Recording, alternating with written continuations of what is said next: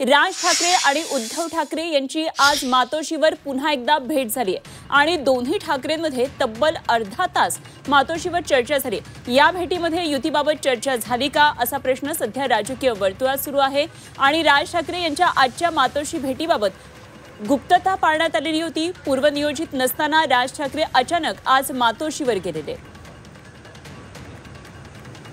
आणि या संदर्भात चर्चा करण्यासाठी सध्या आपल्याबरोबर मुंबईच्या माजी महापौर किशोरी पेडणेकर आहेत आणि त्यांच्याबरोबर बातचीत करण्यासाठी माझा सहकारी गोविंद तुपे सुद्धा आहे।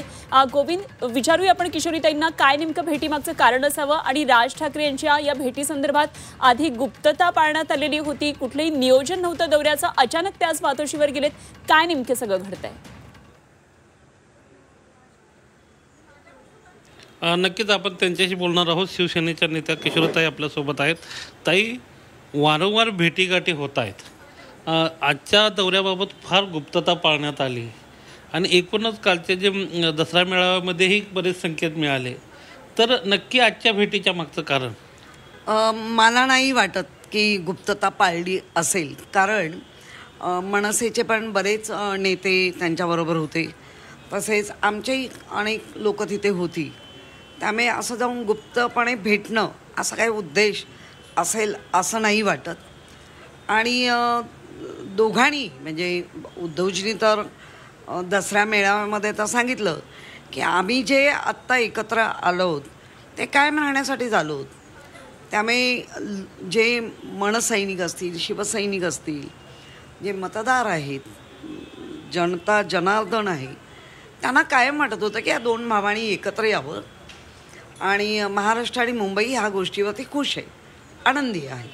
नाही, परंतु एक तर यांचं जे नियोजित दौरे जे होते, नियोजित कार्यक्रम, त्याच्यामध्ये हा कुठेच नव्हता आणि राज ठाकरे आणि हे दोघेही बंधू संजय राऊतांच्या कौटुंबिक कार्यक्रमाला गेले असले तरी ज्या पद्धतीने भेटीगाठी वाढत आहेत आणि युतीच्या बाबतच्या ज्या सगळ्या काही चर्चा आणि या सगळ्या अनुषंगानं अर्धा तास भेटले, काही चर्चा झाली असू शकते किंवा जे वरिष्ठ नेत्यांच्या कोर बैठकीमध्ये काय याबाबतच्या काही सूचना दिल्या जात आहेत? कसं आहे, फक्त पक्षप्रमुख असते तर कदाचित आपण म्हटलं असतं की फक्त राजकीय चर्चा झाल्या असतील, परंतु ते दोघंही सक्के चुलत भाऊ आहेत, सक्के मावस भाऊ आहेत। त्यामुळे नातं पहिलं, कारण किती राजकारण जरी अलीकडे पलीकडे गेलं होतं तरी नातं दोघांनी टिकवलं होतं। म्हणजे प्रत्येक कार्यक्रमाला नात्यांमधले कार्यक्रम, मग ते उद्धवजी, रश्मी वहिनी असतील किंवा राजसाहेब आणि शर्मिला वहिनी असतील, ह्या लोकांनी आपापली नाती मात्र चांगली टिकवली। नाही, पण ताई एक प्रश्न निर्माण होतोय, उद्याचा दिवस याच्यासाठी महत्त्वाचा आहे। उद्या नगरपालिका असतील, नगरपंचायत असतील किंवा झेडपीतल्या आरक्षणाच्या सोडतीचा दिवस आहे। राज्य निवडणूक आयुक्त जे आहेत या उद्या सोडती जाहीर करणार आहेत, तर त्या अनुषंगानं आणि स्थानिक स्वराज्य संस्थांच्या अनुषंगानं सेना मनसे एकत्र येण्याबाबतची जी चर्चा सुरू आहे आणि उद्याचं जे आरक्षणाची सोडत आहे तर त्याला एक विशेष महत्त्व मानलं जातं। हो, नक्कीच तुमच्या दृष्टीने ते जास्त महत्त्वाचं आहे। म्हणजे मीडिया नेहमीच ह्या गोष्टीला सकारात्मक पाहत असतो आणि मनसैनिक आणि शिवसैनिक पण याच गोष्टी सकारात्मक बघतायत। काही लोकांना असं वाटतं की मुंबईपुरतं, तर मुंबईपुरतं नसणार, संपूर्ण महाराष्ट्र आणि वेळ पडली तर देशव्यापी पण होईल। त्यामुळे जे ठाकरे हे ब्रँड आहे तो ब्रँड पुन्हा एकत्र आल्यानंतर दिसेलच। म्हणजे महापालिका निवडणूक आणि संपूर्ण राज्यभरातल्या स्थानिक स्वराज्य संस्थांच्या निवडणुकीसाठी एकत्र राहतील नक्कीच। परंतु हा प्रश्न निर्माण होतो की यापूर्वी शिवसेना जी आहे महाविकास आघाडीसोबत होते, तर मग आता तुम्ही जर मनसेसोबत गेलात तर तुम्ही महाविकास आघाडीला सोडणार का राज ठाकरेंना महाविकास आघाडीत घेणार? दोन्ही म्हणजे सर्वच पक्षांच्या प्रमुखांचं आहे, पण आत्ता जे 5 म्हणजे हिंदी सक्तीवरनं जे एकत्र आले त्याच्यानंतर तर कुठेही महाविकास आघाडीमध्ये खडबड दिसली नाही आहे। आता ती बाहेरून लावण्याचे प्रयत्न होत आहेत, पण मला वाटतं सगळ्याच पक्षातले नेते खूप असे स्टॉलवर्ड आहेत, मॅच्युअर्ड आहेत, त्यामुळे नक्कीच चांगलं होईल। म्हणजे राज ठाकरे महाविकास आघाडीत आलेले पाहायला मिळतील का, हे ठाकरे बंधू ठाकरे बॅनर घेऊन लढतील असं वाटतंय? नाही, हे पक्षप्रमुख म्हणून तेच ठरवू शकतात, पण कुठल्याही अँगलनी आले, जसं कॅरम बोर्डच्या ह्याच्यावरती आपण जेव्हा एखाद्या सोंगटीला मारून त्या सर्कलमध्ये घालणं आणि आपली संख्या वाढवणं, हाच आमचाही हे आहे. त्यामुळे कुठल्याही अँगलनी असो, तुम्ही कुठल्याही अँगलनी म्हणा, दोघं एकत्र येणं हे महाराष्ट्रासाठी खूप गरजेचं आहे आणि मुंबईसाठी तर फारच. दोन्ही पक्षांच्या नेत्यांनी आपापल्या पदाधिकाऱ्यांच्या कार्यकर्त्यांच्या बैठकांचाही धडाका लावलेला आहे. तुमच्या बैठकांमधून आणि खास करून जे कोर कमिटीतले जे नेते आहेत, तर त्यांना काही वेगळ्या स्पेशल सूचना दिल्या जात आहेत या अनुषंगानं? इथे मुळामध्ये शिवसेना हे पुस्तकच अगदी ओपन आहे. सूचना देण्याची गरजच लागत नाही, कारण दोन्ही म्हणजे आघाडीतही आम्ही काम केलं, आम्ही युतीतही काम केलं आहे.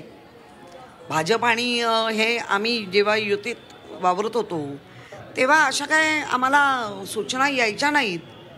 आम्ही समरस होऊन काम करत होतो. म्हणजे मी ज्या पदावर काम करत होती ती माझ्याकडे शिवडी विधानसभा, आत्ता ती वेगळी झाली. पहिला वरळीचा अर्धा भाग शिवडी विधानसभा असायची.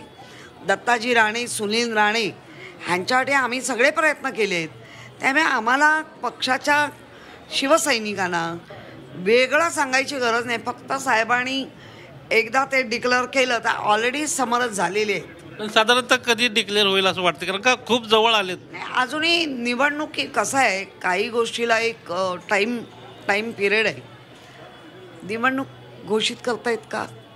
अजूनही आरक्षण होत नाही आहे. जोपर्यंत ह्या सगळ्या गोष्टी होत नाही तोपर्यंत जो तो आपापल्या पक्षाला पहिलं मजबूत करण्याच्या प्रयत्नात आहे सर्वच.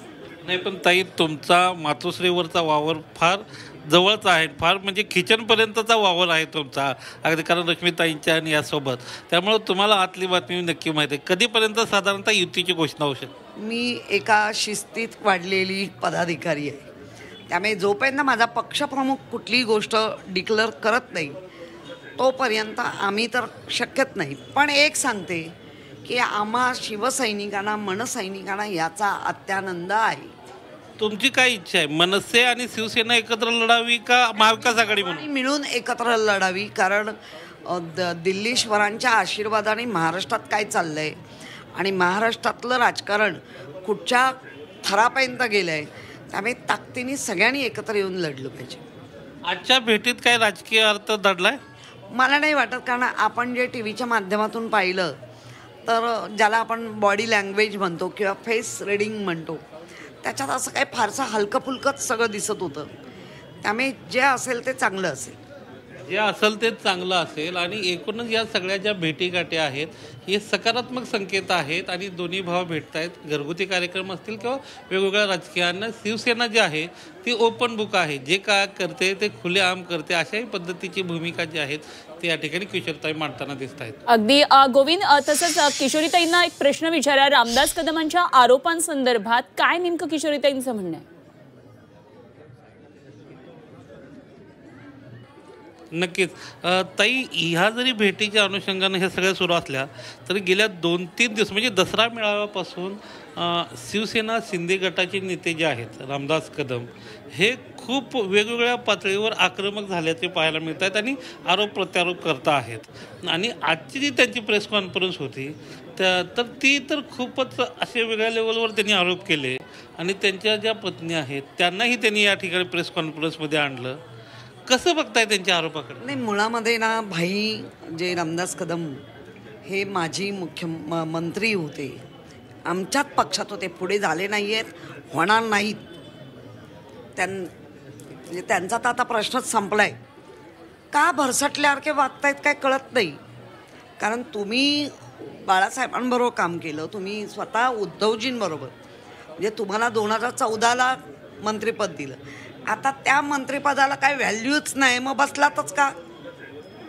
बसलात का? त्याच वेळेला का नाही झिडकारलं? याचा अर्थ जे पडेल ते मिळेल ते मला द्या, अशा भूमिकेत तुम्ही होता. तुम्हाला 2009ला असं त्यांचं म्हणणं आहे, मी आता तुमच्याच माध्यमातून पाहिलं, मला पाडलं. असं कोण कोणाला पाडत नसतं.